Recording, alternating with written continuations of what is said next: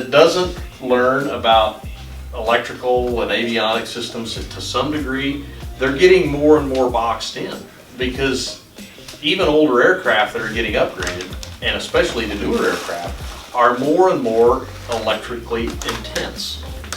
There's very few systems on an aircraft nowadays that are strictly mechanical or strictly hydraulic without any kind of electronic sensor, monitor, warning device, or control. And that's just the direction it's going.